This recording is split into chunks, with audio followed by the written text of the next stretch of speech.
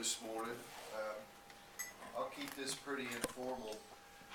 Like Jerry said, referee in the National Football League, so I get a lot of interaction with people, coaches. I'm a headlinesman, so if you don't quite know where that is, I'm right on the line of scrimmage, so like where they're snapping the ball. I'm right on the sideline looking right down the line of scrimmage, and the coach is right here in my ear.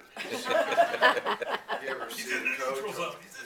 Yeah, I get a lot of help over there. It's such a privilege to have the job that I have. There's 119 of us in the world, so, well, mainly because they only play football here, so professional football. So it's a pretty unique job, and I've been really blessed to have the job, and I love to go out and talk to people about it. I talked to a lot of Rotaries. Jerry was at a Rotary a couple of months ago, and I bet I'd been to that place 8 or 10 times. I start to tell a story, and they're already like, oh yeah, ha ha ha, I never get halfway through the story. Already laughing about it. But what I thought I'd do today is a little bit about how I got to where I am. A couple of stories, and then most people, they don't want to hear me talk anymore. They want to ask a question. I saw this game 5 years ago, this ref threw this flag. What happened? You know. So, like I said, grew up in Boonville, played football, went to Pitt State, played football there. I had a really good friend, similar little accident happened to him. He was one of my best friends on the team. Last game of his senior year, both he and I were seniors. You know, you're worried about, oh gosh, just get me through this, because I wasn't going anywhere. I'm done, you know. But he broke his ankle. Last really hurt. Then you'd see him afterwards, man, on crutches during the winter, going to school. Oh, what a pain in the rear. But got out of there, and I decided, hey, I really like the game. I'm not going to do anything with it professionally. I can't play that well, so started officiating. I really started officiating, umpiring baseball when I was a younger kid. Then when I was going to school, refereeing basketball. Tell your kids, if they're going to school or whatever, they're growing up, man, what jobs. You get to pick your own hours. If you've got the right attitude and can take a little bit of abuse, the pay's good. It's a lot better than working at McDonald's or something.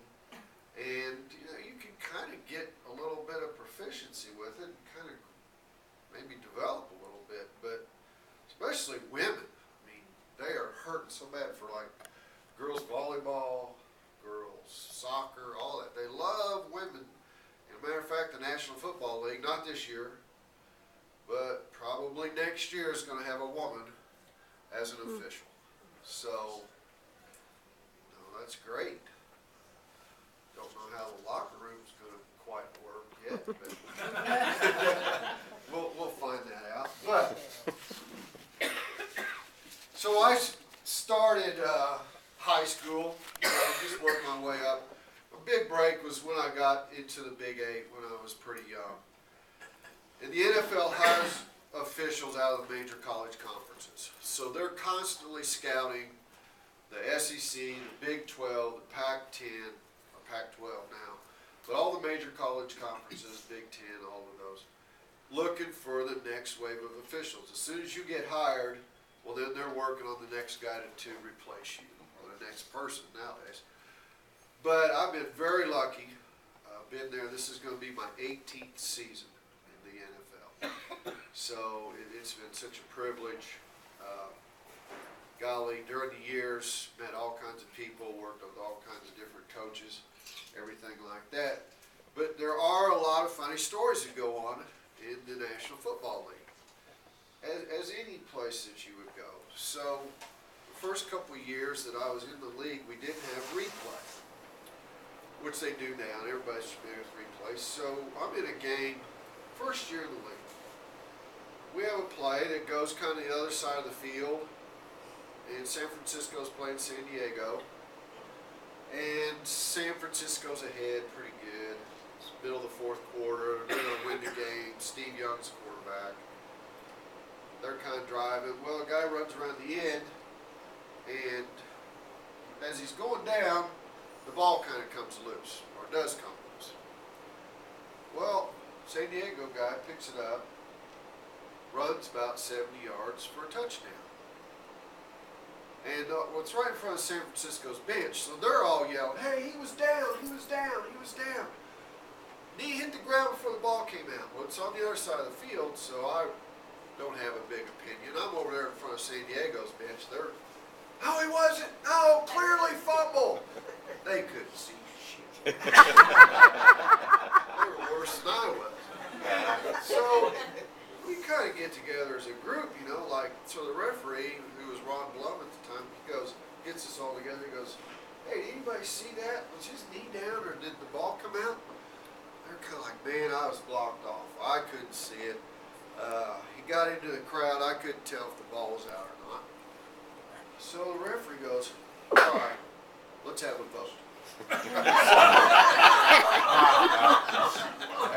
So I'm sitting there thinking to myself, you know, if people really knew what goes on out here, they probably would quit watching these games. But so he goes around. So it's 3-3. He comes to him and he goes, "Son," gives out, gives him a touchdown. I mean, all the fans start booing and everything. You know, that's how it was before we had replay.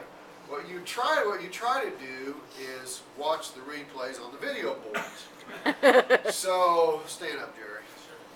So if that's the video board right there, and I'm talking to Jerry, I'm not really talking to Jerry. I'm looking at that video board right there to see what. Now you can sit down. But to kind of see maybe if he caught that ball, or if it hit the ground, or if his foot tapped right on the line, or didn't. So that kind of goes on, but not as much anymore since we do have replay. People always ask me, "Do you like replay?" Well, how would you like it if I came into your job and you kind of messed up, you know? And I said, all right, everybody, she kind of messed up. We're going to look at this. 15 million people are going to decide whether you really messed up or not. So, and you may or may not have. I don't know. So, it's kind of embarrassing when you miss a call. You know, you don't want to miss a call. But I'm shameful to say I've gotten used to it. So, we want to get the calls right. That's for sure. And I don't mind replay anymore. You know, the coaches, everybody's pretty comfortable with it. It's such a big part of the game now. They've actually changed a couple of rules. I'll give you a couple of rule changes, and then I'll open it up to some questions and stuff. But they're actually changed the rules to where right now the referee goes under the hood, and he's talking to two guys up in a replay booth.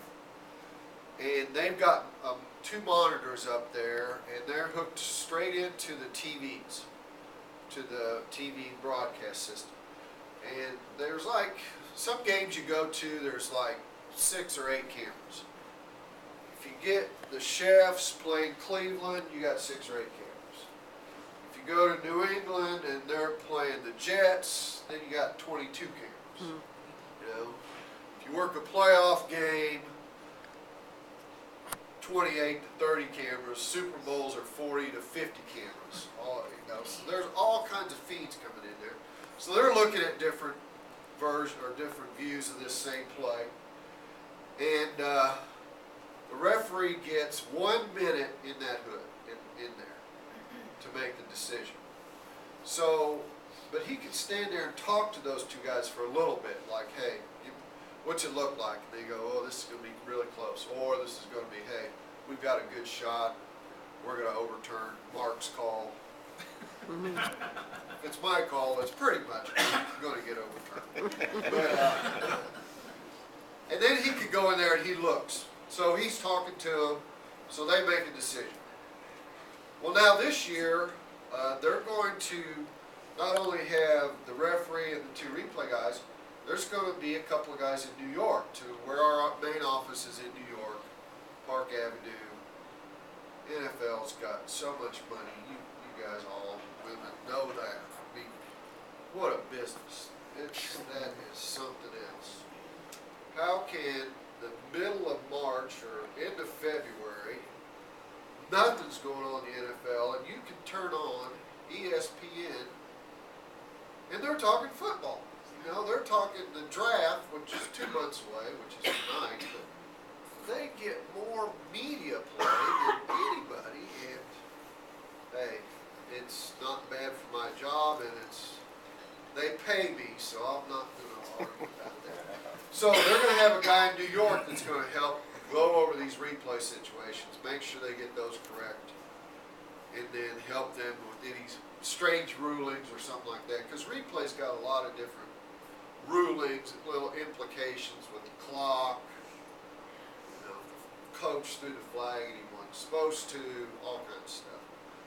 So they're going to do that. And then a couple of things are emphasized. You guys may have heard, they want to clean up the language out on the field. That ain't that's going to be a point of emphasis that maybe even in the preseason they're going to tell us, hey, if you hear them calling an MF to another guy, throw your flag on that. You know? But I'll guarantee you, as soon as that season starts, they don't want us throwing flags for somebody MFing another guy, which one team's this one, the other team's this one, and they both cuss at each other the whole time. You know, but it's a heated game. It's a battle out there.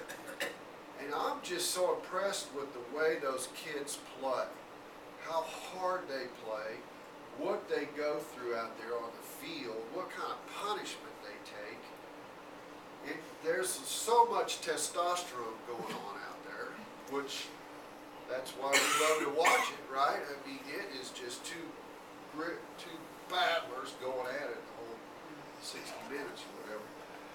So I'm sure they're going to want us to clean that up or try to clean it up, but I've got a feeling that, hey, once the season starts, it's going to be me telling Jerry, hey, you know, watch your language, quit doing that, all that kind of stuff. That'll happen for a couple of weeks, then after that it will just be back to, everybody calling each other.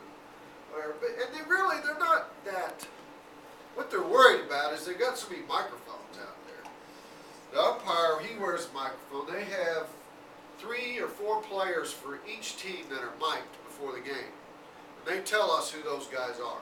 They always mic one of the guards because they want to hear the quarterback yelling out there, calling signals. They always mic a linebacker because he's yelling signals for the defensive team. And they mic, if they've got some personalities, like Jared Allen, he gets mic'd a lot. He talks a lot out there. Baltimore's got some guys getting mic'd a lot. They never let the quarterbacks get mic'd because they're calling plays and everything, so they don't want that to happen. So they come in the locker room to us before the game and say, all right, 57's mic'd, 38's mic'd, 82's mic'd. You guys write that down. Well, I forget that first play on who's mic'd. So you might be talking to some guy that's mic'd, you may not. The coaches are all mic'd. So what I'm trying to say is I watch my language out there. I don't want my mother calling me up going, Mark, I heard you on ESPN tonight cursing with that coach. So I watch my language out there. Whenever you talk to the players, you always treat them, never talk down to them. Sometimes you got to scold them, try to get them going in the right direction. But you treat them with respect because, as you guys know, man, you can just get caught so easy today. Somebody catching you saying something wrong, man, your career, job, whatever, you're in jeopardy saying something out there. So there's so many microphones out there that we're really cognizant of that. If you go to a couple of preseason games, new rule this year, they're going to try some extra points from the 20-yard line. They're they're trying to bring a little excitement to the extra point. They're only going to do it in the preseason games, so, you know, whatever. I like the NFL extra point, because if it gets blocked, it's dead. College, if it gets blocked, it's still alive. They can pick it up and run it. So if that would happen, I would have to run 90 yards. I'm not signing up for that. Me and running used to be a gazelle, now I'm more of a turtle. But I can still kind of anticipate what's going on out there. So, a couple things. My job, I watch the line of scrimmage. Guys jumping off sides, false starts, make sure they're lined up correct. Once a play starts, then I can call anything. We have little zones that we all watch. There's 7 of us out there.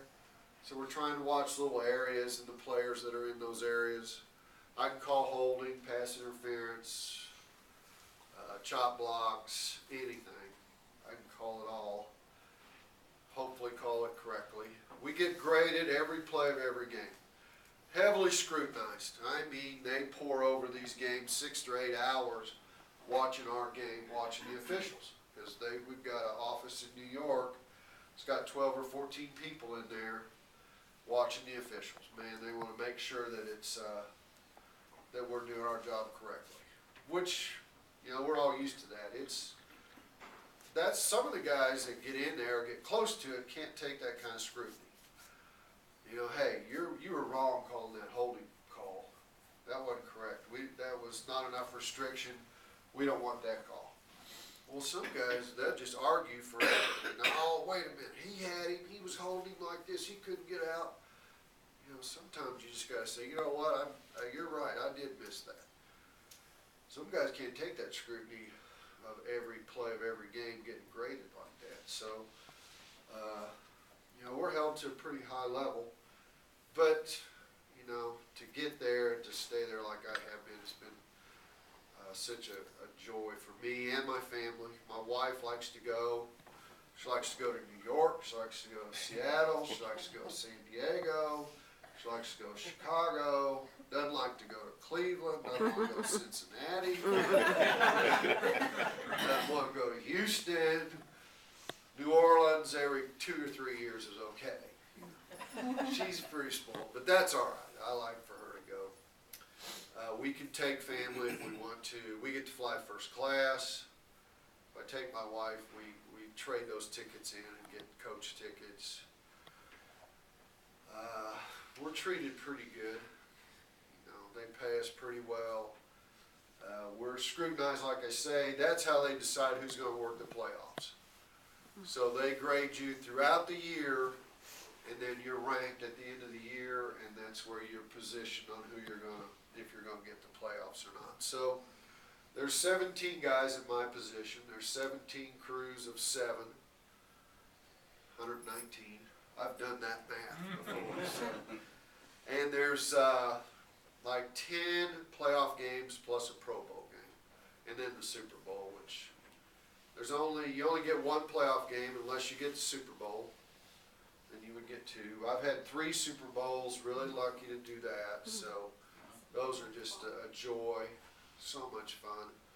God, the game is just secondary. There's so much pomp and circumstance around those things. And then all of a sudden the game starts and you're like, wait a minute. I'm out here to do a job. I better focus in here on what's going on. But that's been a joy.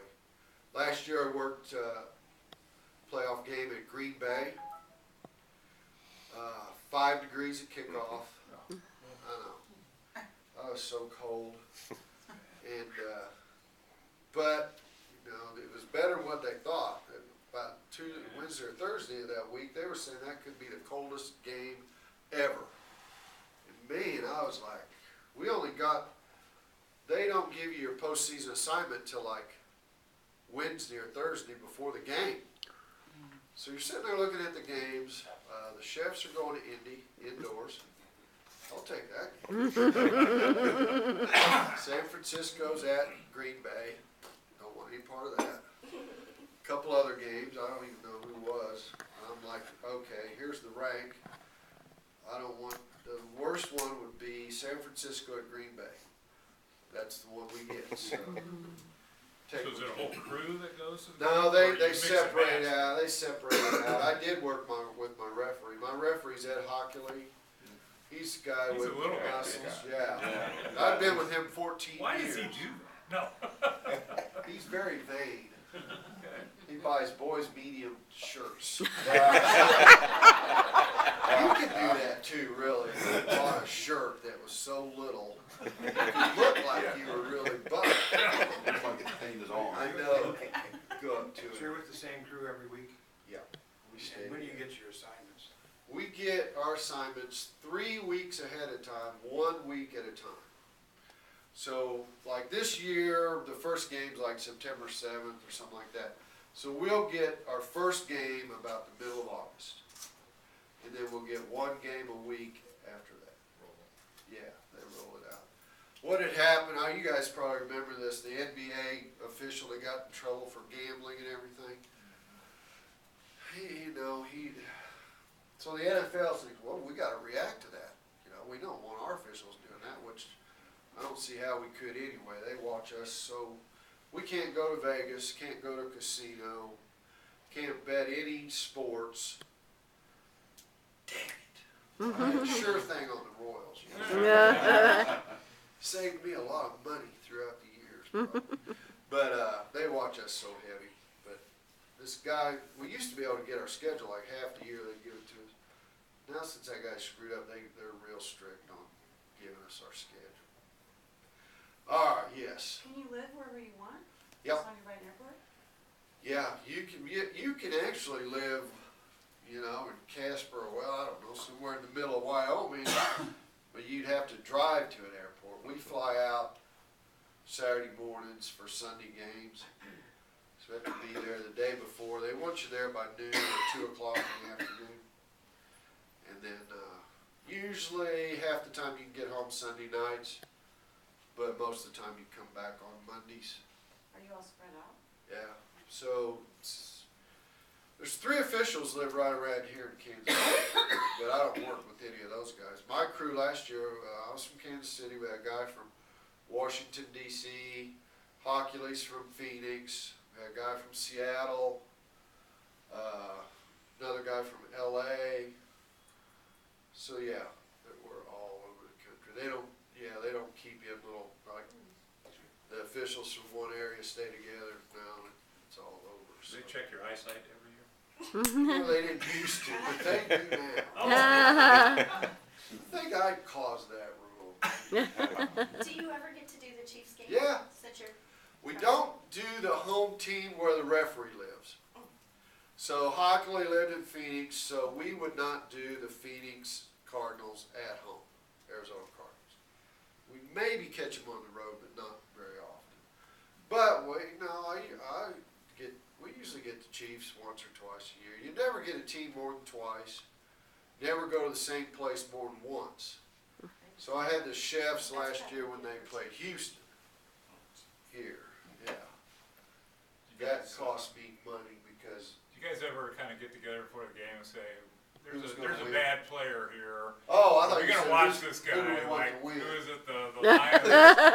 The Lions lineman's kind of on the edge Yeah. there a lot of times. You guys Well, kind of say, how am I just supposed watch to it. answer that? yeah.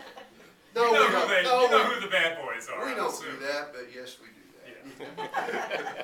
We get videos all week long from the office in New York that they don't target players, but they will show teams that kind of, hey, this team's had a little history of You know, the activity after the play, so, that kind of stuff. So I'm on a couple more questions and then, This Oh, may gosh, sound like a dumb question. no, I haven't flown anywhere recently. yeah.